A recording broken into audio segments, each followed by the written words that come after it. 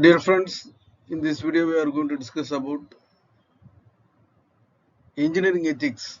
Ethics is a common, everyone needs to follow the ethics wherever we go, whether it is a professional or it is a individual or it is general public. We have to follow some basic ethics. That is not doing anything against the moral values. That is called ethics. Following the rules and regulations of the organization is nothing but following the ethics. In similar way, in houses also we are following some ethical norms. So here in this video we are going to discuss about senses of engineering ethics, variety of moral issues, types of inquiry, moral dilemma, moral autonomy, and two famous theories, moral development theories called Kohlberg theory and Gilligan's theory. Very important theories. Those things we are going to discuss briefly in this video. So engineering ethics, it is, as I have told, it is understanding moral values that ought to guide engineering profession or practice, justifying the moral judgments in the engineering. In simple terms, we can define engineering ethics as by codes and standards of conduct endorsed by professional societies with respect to the particular set of beliefs, attitudes, and habits. Another important goal of engineering ethics is discovery of the set of justified moral principles of obligation, rights, and ideals that ought to be endorsed by engineers and apply them to concrete situations. Engineering is the largest profession where decisions are made which may directly affect the people or all areas of our lives, public safety, health, and welfare. So engineers have to be very cautious while implementing their projects and developing the products. The scope of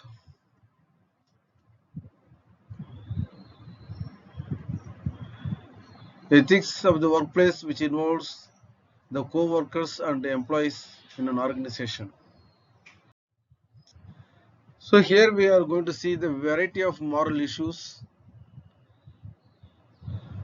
that are depicted as we are seeing the diagram. One is organization oriented issues, clients or customers oriented issues, companies oriented, law, government and public oriented issues, the professional societies, social and environment, and finally family oriented issues. In the organization oriented issues, we have to follow strictly the norms and regulations of the organization. The second, customer oriented issues, what is needed for the customers at best price, user friendly products we have to manufacture. The competitors, we have to think about the competitors, those who are making very similar products, how to overcome those competitors, and at the same time we have to follow the public laws, government laws, and professional society norms, regulations also we have to follow while developing the process or product. Environmental factors we should consider before doing any project, any process, or any product, and at the same time family issues also be taken care by professionals who are developing the new product. There are different types of ethics to find the solution to the moral dilemma. Sometimes we will be in the moral dilemma whether which is what way we are doing is correct or not. Sometimes it we will be in the confusion.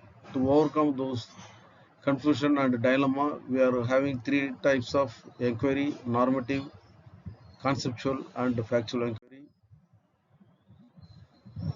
Normative means normally how we are doing the things is called normative. Factual means based on the fact and scientific principles we are deciding, that is called factual inquiry.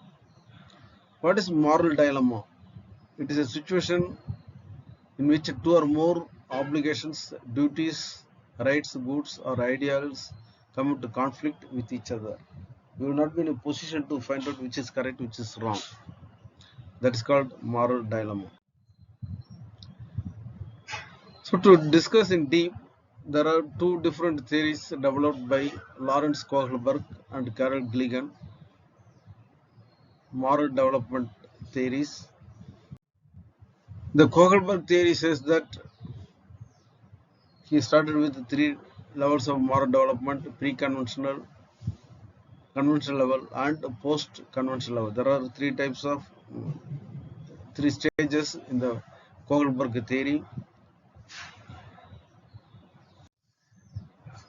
This can be depicted here. That is approximate age up to 9 years. It is a pre-conventional. The children below 9 years will be worried about the punishment, and they want to get some rewards if they do some good things. That is the moral dilemma or moral theory up to the age of 9. The children up to the age of 9, they will be in the pre-conventional stage. The age group of 9 to 20, they are in the conventional stage. They wish to have the approval, gain approval, and avoid disapproval. They are very much bothered about duty and guilty.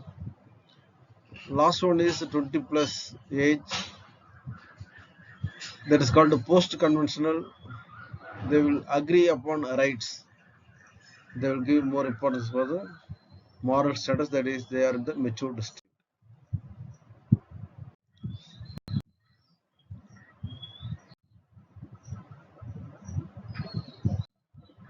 The second one is the Gilligan's theory. This is more over the same as Kohlberg's first level, that is up to the age of 9.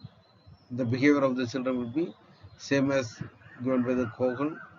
They will try to avoid the punishment. At the same time, they will expect more rewards.